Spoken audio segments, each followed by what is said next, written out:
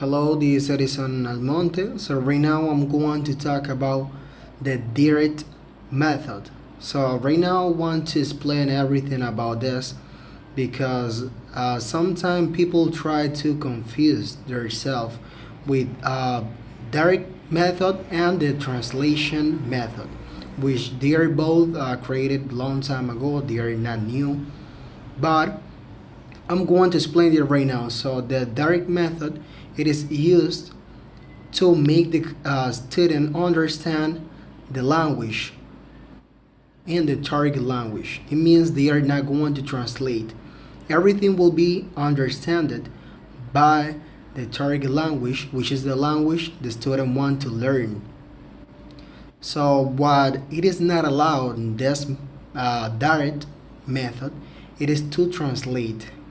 No student can translate on this in order to have a better understanding, a sooner learning on the language in this moment. So on this direct method, it is explained how the teacher was trying to make the student learn the language. So in this case, the teacher first of all use like a map in order to define a country, which is the United States, right? So then the teacher were asking a lot of questions to the students. So if one student doesn't answer the question correctly, what the teacher was doing, one of the methods was to try to say the same answer that the student was giving. For example, they were trying to say the same thing, but one part of the speech he stopped. So in that way, when he stopped, he was trying to make the student understand that something were wrong, right? So in that way, the student had to correct it.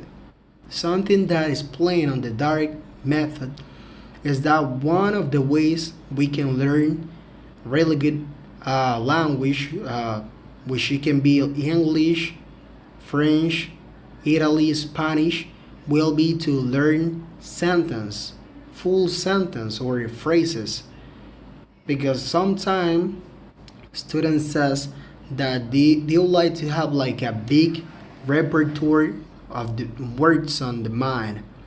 So that's why sometimes they learn words by words every single day and they repeat it again hundreds of times.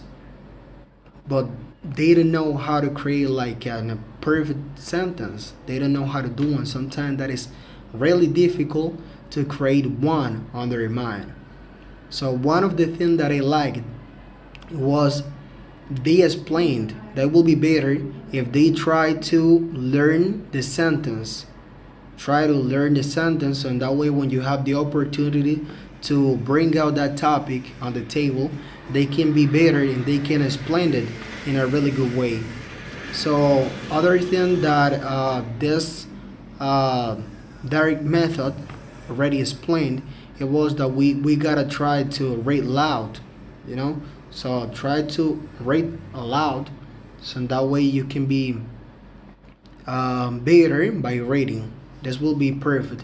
Something that can help you will be the question and answer. Question and answer. So you can obviously make a question by yourself, which is one of the things that all learners do on this moment. So they try to do in that way. They ask the question, for example, about something about the culture of United States. For example, when it is the independence of United States, which is, and that way, the student answered that question, which is July 4th, for example, in that case. We can find another method, which we can call it trick or techniques, which it can be the fill in the blank exercise. That means that you are going to have an exercise which you are going to fill it up by words like preposition, for example, and other words which the student has to practice in order to learn it better.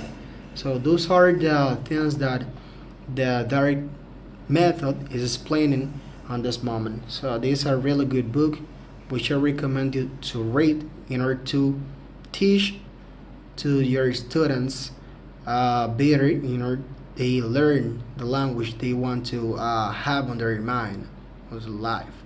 Or I recommend you to read it in order you to know what are the methods you have to use in order to know faster the language and learn as soon as possible. Thank you so much.